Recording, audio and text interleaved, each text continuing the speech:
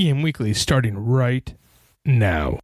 Hi, this is Todd DeVoe with EM Weekly, and I'm here at the 33rd Annual Disaster Preparedness Academy, hosted by the Desert to the Sea chapter of the American Red Cross.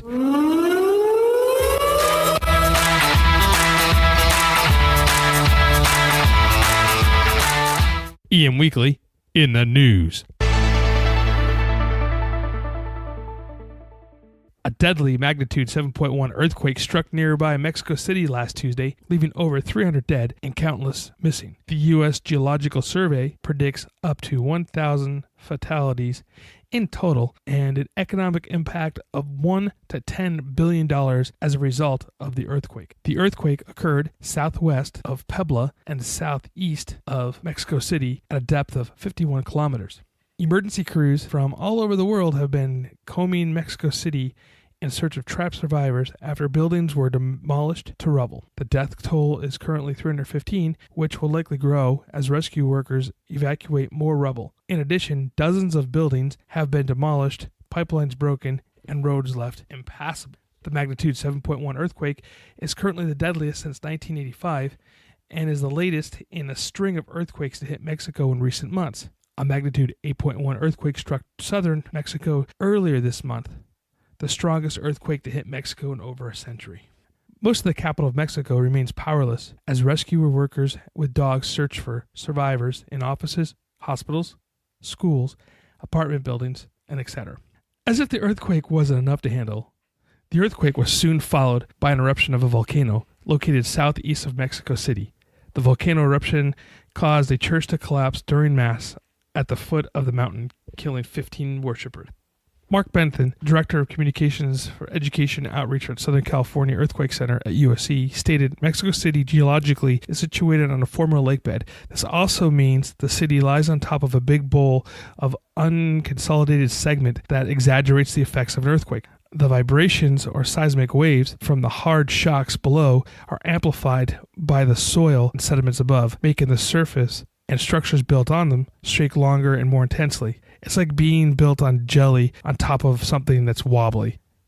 In the world news here, a volcano on the Indonesian tourist island of Bali occurred as well. More than 35,000 people have fled a menacing volcano on the Indonesian tourist island of Bali, fearing it will erupt for the first time in more than half a century as increased tremors rattle the region. The numbers Sunday from disaster officials are more than double previous estimates and are continuing to rise. They say it includes people who left voluntarily as well as those told to evacuate from the 9 to 12 kilometer, 6 to 8 mile zone around the volcano. Authorities raised the volcano's alert status to the highest level on Friday following a tremendous increase in seismic activity. The last eruption in 1963 killed 1,100 people. A senior cabinet member said Sunday that the districts surrounding the volcano must be prepared for the worst. The National Disaster Mitigation Agency has praised and welcomed response by local communities on Bali to the flood of evacuees. Thousands are living in temporary shelters, sports centers, village halls, and were with relatives and friends. Some returned to the danger zone but stayed only to tend for livestock. The National Disaster Mitigation Agency spokesman said 14 tons of aid has been sent, including tents, blankets, mattresses, and portable communications equipment. Officials said there are no current danger to the people in the other parts of Bali, a popular tourist island famous for surfing, beaches, and the Hindu culture.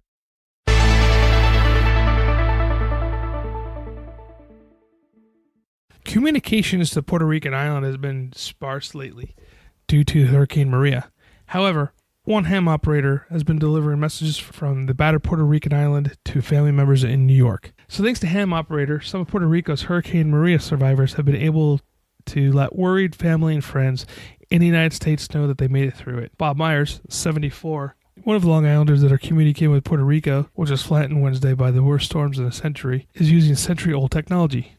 The Puerto Rican ham operators relay brief messages and telephone numbers of people in the United States to their counterparts. It's a wonderful feeling when you make that call. You can almost see the smiles on their faces, Meyer said, the vice president of the South Bay Amateur Radio Club. We're going to have more on the Puerto Rican issue in later episodes.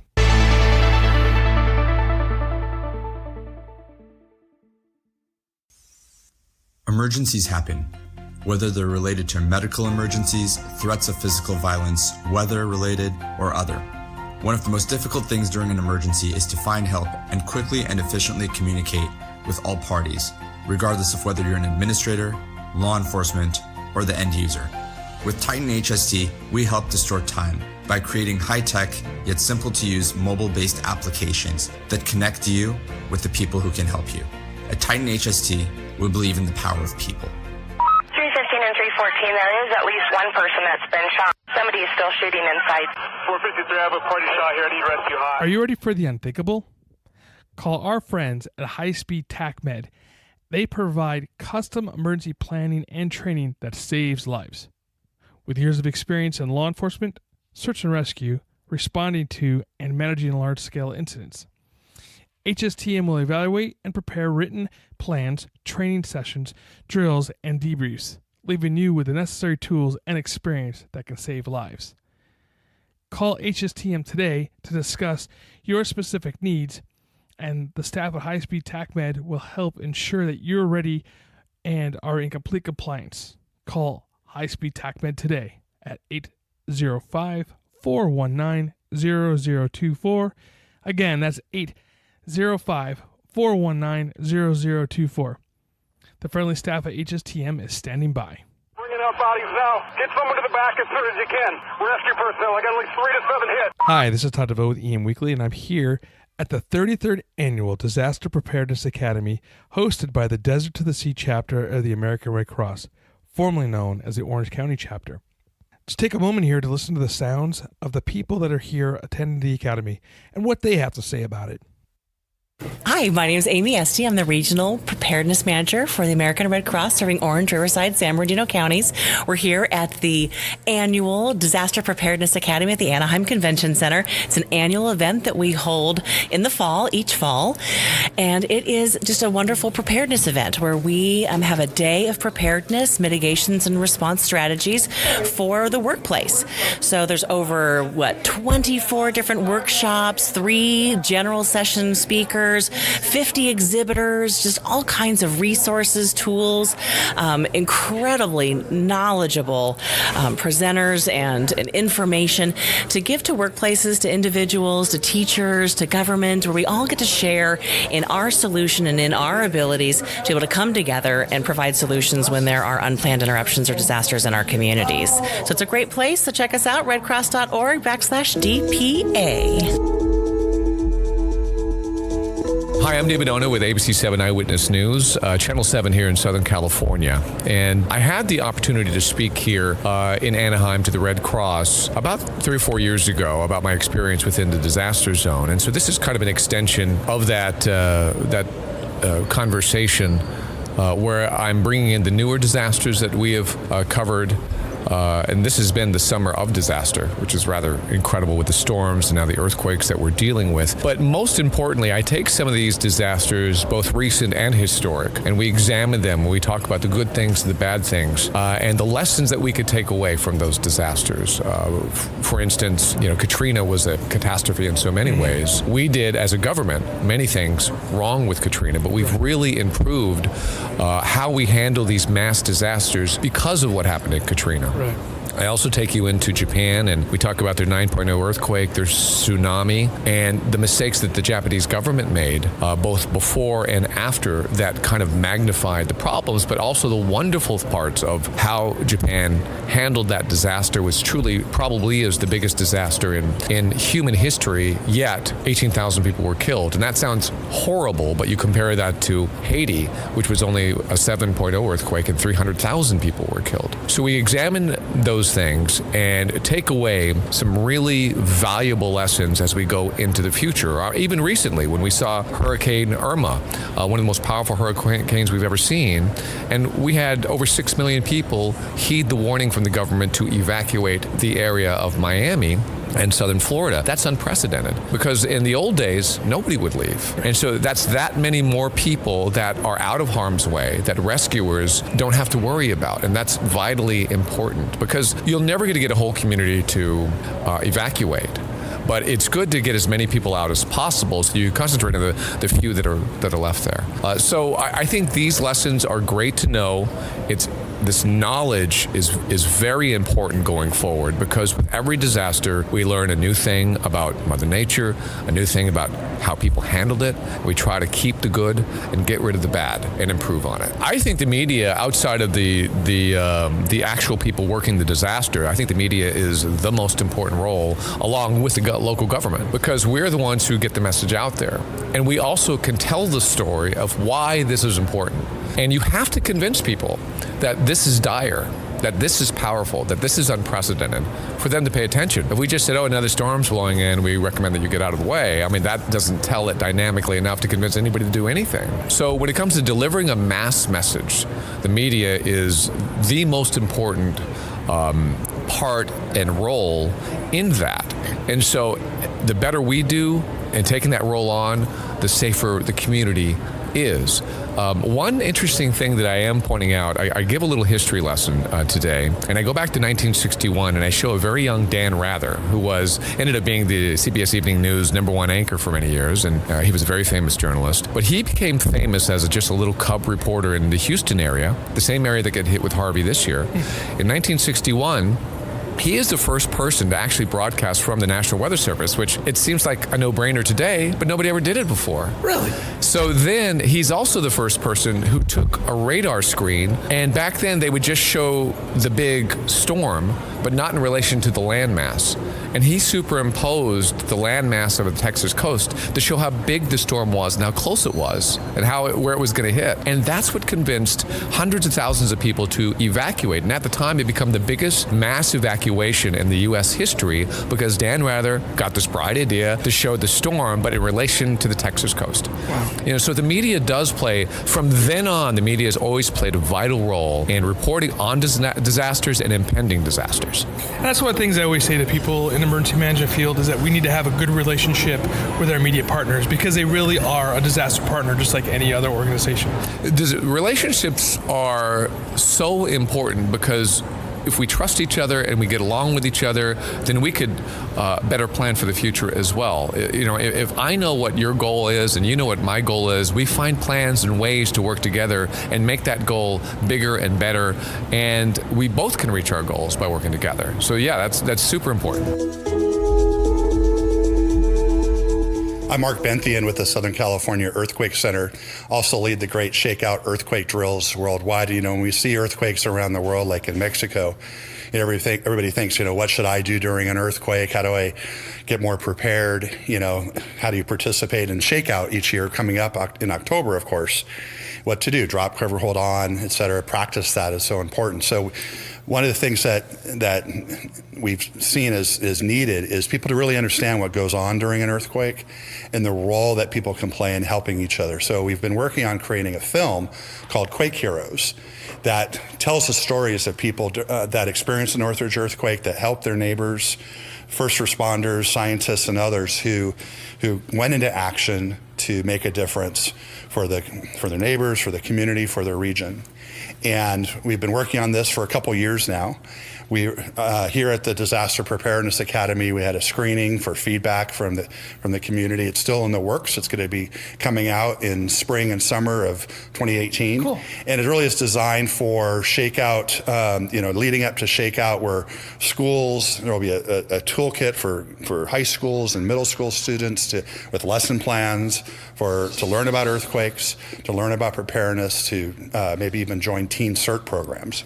That's awesome. And so this video, when it comes out and it goes live, if you are not in California, say you're in Alaska, would Sure. it still be good for Yeah, that? it's going to be a national focus. So while it's talking about the 1994 Northridge earthquake in the Los Angeles area, we really intend it to be, that's just an example of what happens during earthquakes and really disasters in general. So, the idea that you might be the help until help arrives, that is your neighbor's first responder, and the type of training that would make a difference, the things you need to do to get prepared, really apply to any disaster.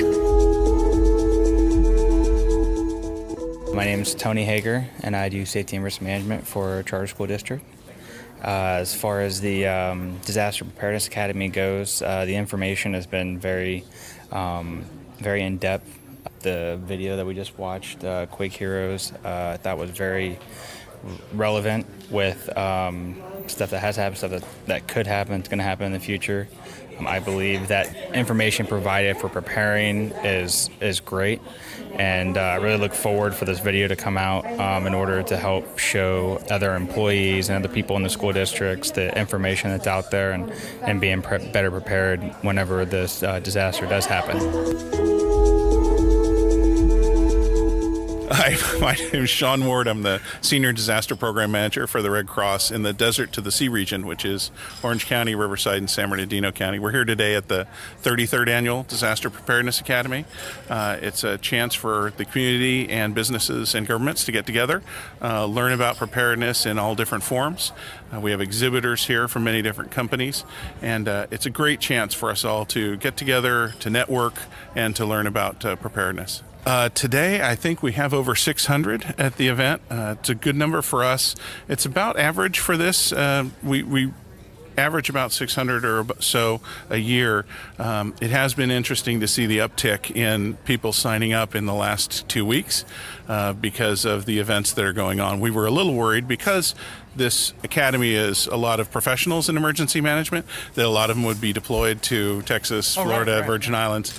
But we have seen a surge in attendance in the last couple of weeks of people that are watching the news and saying, hey, I think I need to do something to be more prepared. My name's Kelly Lewis. I'm with the California Earthquake Authority. We are here at the preparedness event today in regards to the 100th anniversary, which is super cool for the Red Cross. We are talking to people about earthquake insurance, how they are able to obtain a policy. Obviously, we live in earthquake country, and now that we are, of course, in Southern California today, there's been a lot of talk about earthquakes happening here and then in Mexico City. So letting people know how they can obtain a policy through their insurance agent, because it's not a separate policy from what you have for your homeowner's insurance. We're also talking to people about the Great Shakeout, which is coming up in a couple weeks. So are people ready? Do they know how to properly drop, cover, and hold on? And also going over stuff about checklists, preparedness stuff. We also have our California Has Faults website up, which shows people the different fault lines, and they can put in their zip code or where we are at this exact location right now, geo-target that, to see what earthquakes have been happening and what the movement's been doing, and just to kind of bring that preparedness, to people and showing them that. We have been coming to this event now for the last 2 or 3 years, and we absolutely love it. We appreciate what everyone does, and we love the feedback that people get and the conversations we can have with people as we are in Southern California talking about earthquakes with everyone. Good afternoon. My name is Jeff Morin, Director of External Affairs with AT&T, and we're proud supporters of this event for the Red Cross Disaster Preparedness Academy this year in 2017. And we're not only a sponsor, but have the ability to come in this year and present on our network disaster recovery program and team, and support the Red Cross in these efforts. Hi, my name's Justin Mammon. I am the Security and Emergency Manager for the Orange County Superior Court. Today I'm here at the Disaster Preparedness Academy just to network with other emergency managers, learn new tips and tools of the trade as we prepare our courthouses and make them more resilient. Always a great program, been coming here for several years now. Food's always great, different speakers. It's a good program. Hi, my name is Ernie Calderon. I'm Disaster Program Manager for the Riverside Chapter of the American Red Cross, and I'm here today assisting with our DPA event. What it means is bringing the community together, showing an awareness of what the Red Cross is all about, and bringing our partners in the communities together in case we have a major disaster in this outlying areas of Southern California, nationwide. Dan Park, I'm with Rex EMS. We've come 5 years. We understand that they need to have an education on ways to get people to safety quickly in the event of a disaster. Our product, the Rex, that's what it was made for. What it does is it allows you to, a single responder, to get an injured person to safety quicker. It replaces a stretcher where there's 2 or 4 people needed. It allows you to get in and out of nooks and crannies, and with all the disasters that are going on today, they need awareness, and the product's new. And if you look back to World War I, since a stretcher was first used, that's still what's being used now to get people. And when you have 4 to 6 people, back injuries happen. It's hard to get it, and our product allows you to get one person moving people twice as fast with half as many people. Hi, so my name is Eileen. I'm right now the exhibitor for the American Red Cross Orange County chapter. So right now what we have in this walking museum essentially is just billboards of different pictures and exhibits of what the history of Red Cross. So we have the Anaheim House, which is where the Red Cross Orange County chapter first started in. We just had several uniforms where Red Cross workers and volunteers would wear. So what they wear during World War I, World War II, and how they would help other civilians essentially. And then in this booth we have a billboard that's dedicated to Claire Barton, who, as you know, is the founder of Red Cross. So we just have her image, and then we have just background history in her. We have a first aid textbook. So this is a textbook that I cannot even access, but I'm pretty sure has some pretty neat information in there. Yeah. That's cool. And I saw the magazine over here. Was that a real magazine from 1917? That is. That is a real magazine. So yeah, it's a Red Cross magazine. I don't know what's in it since my supervisor told me not to touch. Right. But yeah, it is a real Red Cross magazine. And just to describe the magazine, it says Red Cross the magazine. It's a photograph, or a drawing I should say, of a nurse, and she's holding the hands of a sailor and a soldier from World War I era, and it's really impressive stuff here. Well, thank you so much for your time. I appreciate you being here. Thank you so much, Sean. I enjoyed interviewing with you.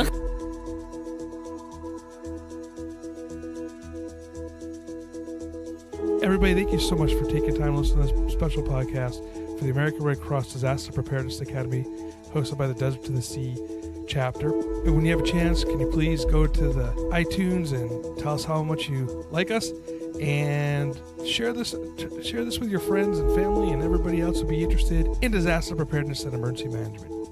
Thank you very much, and we'll see you at the next one.